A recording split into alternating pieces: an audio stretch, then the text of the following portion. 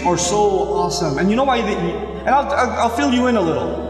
I'll fill you in, especially the teenagers in the audience and the young people in the audience who kind of just recently kind of shot an email and somebody emailed them back and a little Facebook thing happened and a little wink and a little hee there in the playground, even though it's a separate school. But in recess you saw each other like hee and hee. Like a little bit of that happened. Let me just fill you in a little. All of this is a product of low self-esteem. You think you're ugly. So if a guy thinks you're cute, you're like, really? I'm beautiful? You have low self-esteem. You think nobody's gonna like you, nobody's gonna want to marry you, and all of that stuff.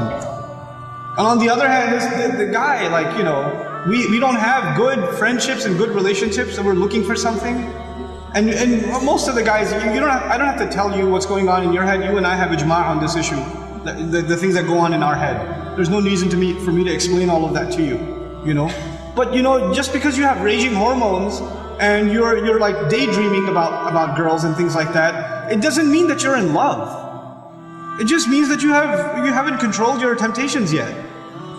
And you're ruining somebody's life. You're ruining an entire family. You realize what you're doing?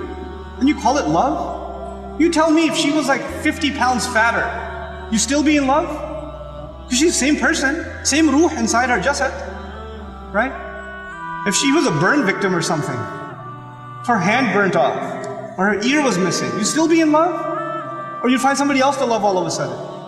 And if you can't answer that question honestly, then come on, you're not in love, you're just hormonal. That's all you are, This is what we've done to relationships that are supposed to be beautiful. Marriage is supposed to be a beautiful relationship.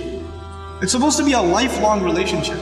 But because you're watching all of these models on TV and stupid women that are just throwing themselves at men and all this stuff, and you've developed this delusional concept of what it means to have love in your life. Delusional concept. Our deen came to free the world from this nonsense. To free it. Because we have a more mature understanding of what it means to have love in your life. I'm not saying you shouldn't marry someone you like, you should. You should be attracted to your future spouse. All of those things are fine. But there's a decency that you have to exhibit before then.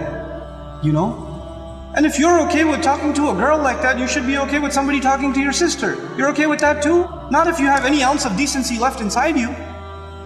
If you do, then this is how we have to end these things. And if you've been in that kind of relationship, or you're in one of those relationships right now, nobody knows. Only Allah knows and you know. But I'm saying, you're like, after today's lecture, I have decided I no longer want to be your friend. Don't even write that, because even then you're looking for a response. You're kidding yourself. And then you're checking, did she write back? Yes, we should no longer be friends. And then you'll write back, you're right, we really shouldn't be friends anymore. And then she'll write back, yeah, never again. And then you're still doing it. Just stop, just cut it off. Just cut it off. It's not good for you. It's okay to be attracted to a girl. Allah put that in you. You're not evil for finding a girl beautiful. It's not haram for you to feel that way. You have to control it. You have to control yourself. Our deen teaches us self-control. And if you cannot exhibit self-control in one aspect of your life, you'll lose self-control in other aspects of your life. Same thing for you. Same thing for you. Control yourself. Control your giggle. Control your overly friendly demeanor in certain situations. Don't be oblivious to, don't say we're just friends, or he's like a brother to me.